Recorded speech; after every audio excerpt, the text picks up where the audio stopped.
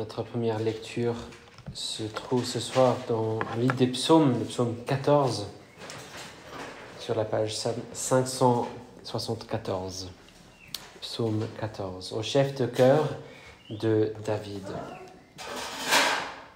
L'insensé dit en son cœur, il n'y a point de Dieu. Ils se sont corrompus, ils ont commis des actions horribles. Ils n'ont aucun qui fasse le bien. L'Éternel du haut des cieux se penche sur les êtres humains pour voir s'il y a quelqu'un qui ait du bon sens, qui cherche Dieu.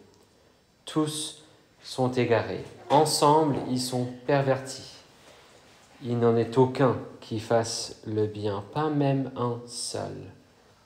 Tous ceux qui commettent l'injustice n'ont-ils pas de connaissance? Eux qui dévorent mon peuple comme on dévore du pain, ils n'invoquent pas l'Éternel. C'est là qu'ils trembleront de peur, quand Dieu paraîtra au milieu de la race juste. Vous faites tourner à sa honte les projets du malheureux. L'Éternel est son refuge. Qui apportera depuis Sion le salut d'Israël? Quand l'Éternel ramènera les captifs de son peuple, Jacob sera dans l'allégresse, Israël se réjouira. Jusqu'ici la lecture, la parole de Dieu. Nous voulons prier pour demander l'aide de Dieu.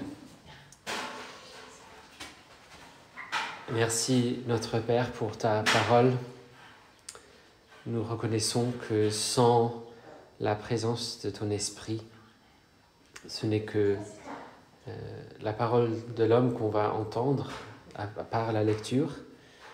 Nous prions que ce soit véritablement la parole de Dieu, que tu m'aides à être fidèle, clair, et que tu nous parles, que tu nous ouvres les yeux surtout, pour que nous puissions entendre clairement ta parole et que tu nous transformes, que tu nous montres Jésus-Christ, que nous puissions entendre et voir Jésus-Christ nous appeler à lui et que tu fortifies donc notre communion avec lui par ce moment ce soir.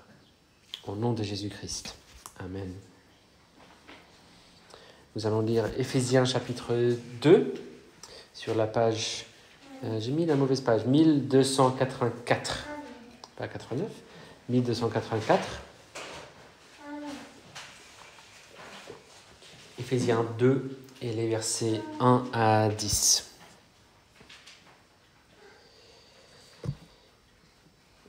Pour vous, vous étiez morts par vos fautes et par vos péchés, dans lesquels vous marchiez autrefois, selon le cours de ce monde, selon le prince de la puissance de l'air, cet esprit qui agit maintenant dans les fils de la rébellion.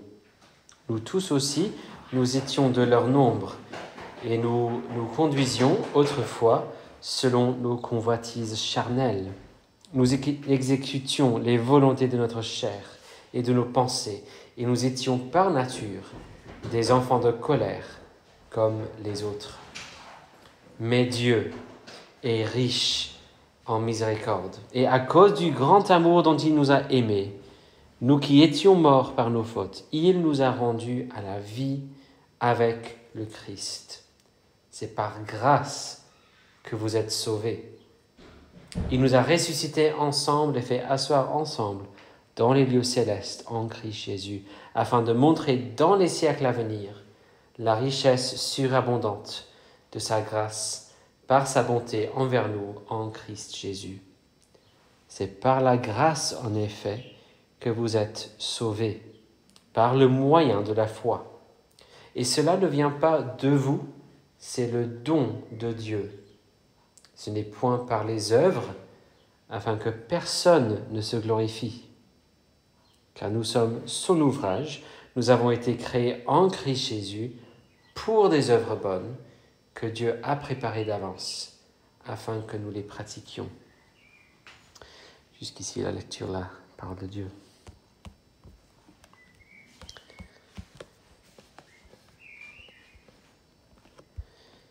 La semaine dernière, nous avons vu que le fait de croire ce que nous croyons, et surtout le fait de placer notre foi en Jésus-Christ seul pour le salut est la chose qui nous sauve.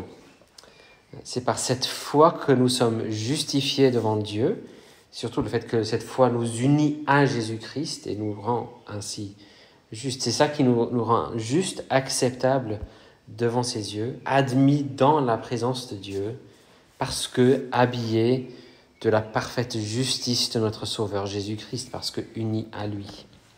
Et aujourd'hui, la question que nous considérons, c'est « Mais pourquoi les choses doivent-elles être ainsi ?»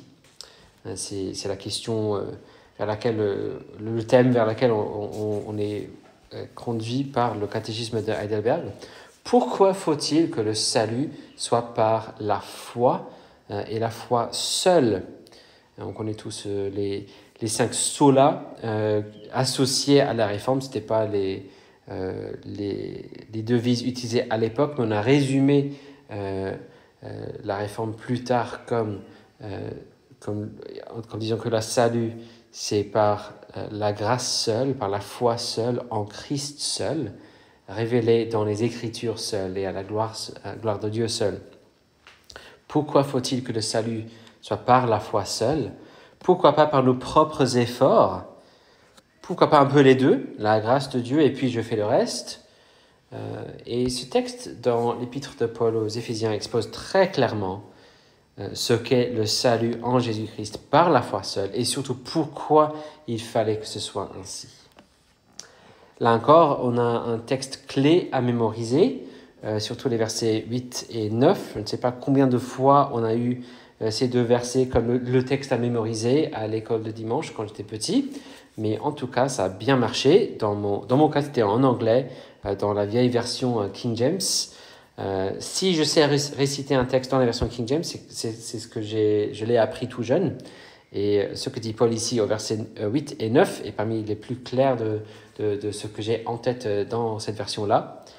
C'est par la grâce, en effet, que vous êtes sauvés, par le moyen de la foi.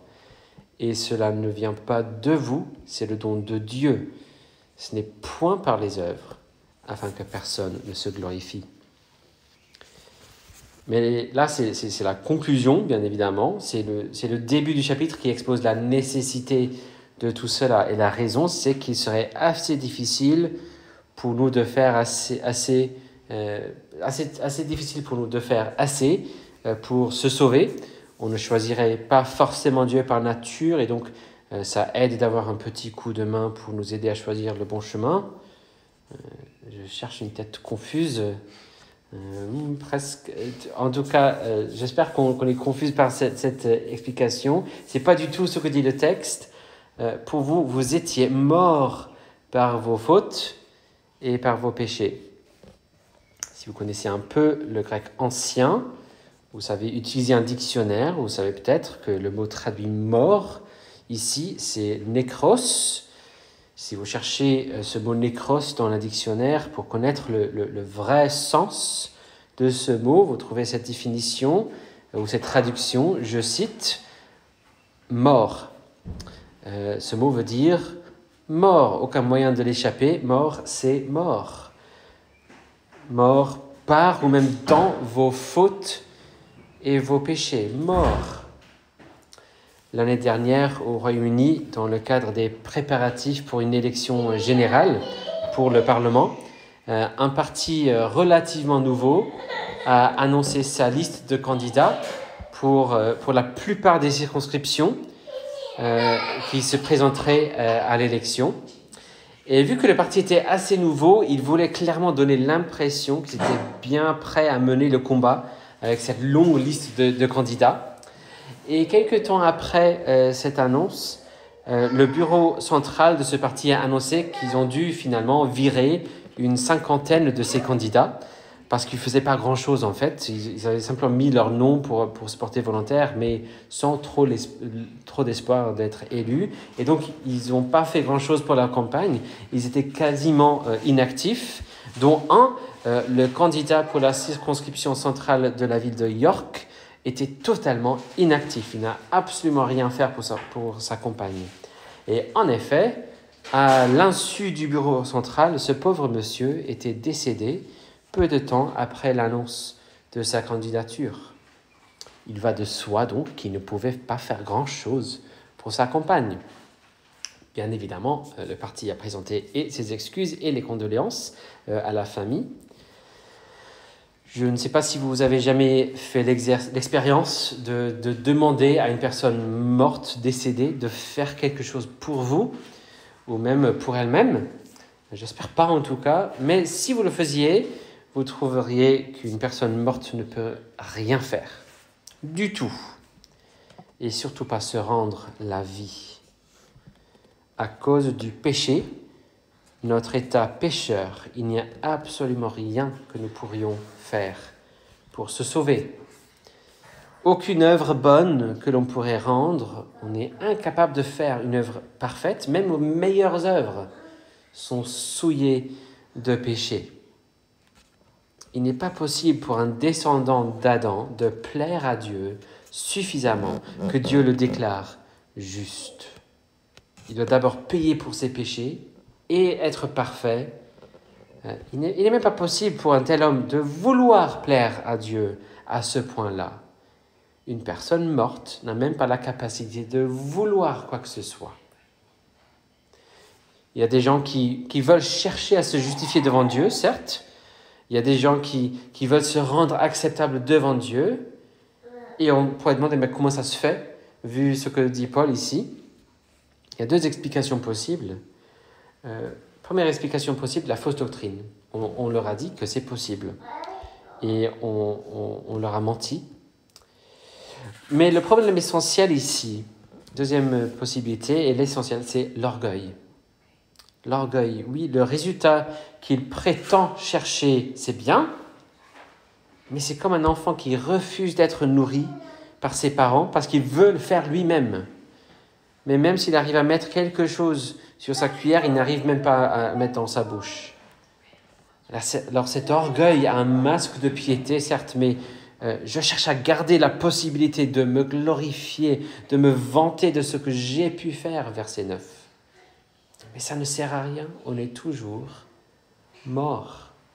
Mais Dieu, je crois que Martin Lloyd-Jones, le prédicateur à Londres au XXe siècle, a prêché 6 sermons seulement sur ces 2 mots, au verset 4. Mais Dieu est riche en miséricorde, et à cause du grand amour dont il nous a aimés, nous qui étions morts par nos fautes, il nous a rendus à la vie avec Christ. C'est par grâce, sa grâce, c'est-à-dire, que vous êtes sauvés. Il nous a ressuscités ensemble et fait asseoir ensemble dans les lieux célestes en Christ Jésus, afin de montrer dans les siècles à venir la richesse surabondante de sa grâce, par sa bonté envers nous en Christ Jésus. Non, ce n'est pas par les œuvres que l'on fait en plus, après que l'on ait reçu une grâce initiale par le baptême, par exemple. Non, ce n'est pas la décision que j'ai prise totalement par moi-même de suivre Jésus. C'est Dieu qui sauve. Il n'y a que Jésus qui est le Sauveur. Ce n'est que par sa grâce que je reçois le salut. Ce n'est qu'en plaçant ma foi en lui entièrement, en misant tout sur lui, par la puissance de l'Esprit Saint, que je deviens participant de cette grâce. Car, dit Paul, nous sommes son ouvrage. Nous avons été créés en Christ Jésus pour des œuvres bonnes, pas par des œuvres bonnes, mais pour des œuvres bonnes que Dieu a préparées d'avance, afin que nous les pratiquions. Soyons donc sûrs que ce n'est que de Christ que nous dépendrons, et soyons aussi encouragés, nous qui sommes en Christ, que nous sommes véritablement sauvés par cette grâce. Embrassons donc et célébrons cette merveilleuse grâce en Jésus-Christ. Amen. Prions.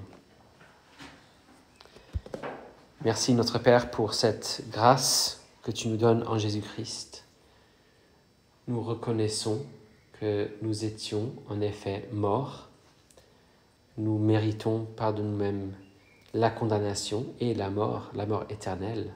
Ta colère, nous étions enfants de colère, et à juste titre. Mais nous te remercions pour cette grâce merveilleuse. Donne-nous d'accepter dans l'humilité cette grâce. Donne-nous d'accepter qu'on ne peut rien faire nous-mêmes. Donne-nous d'accepter que c'est toi qui nous sauves à 100%. On n'a aucune raison de se glorifier ici.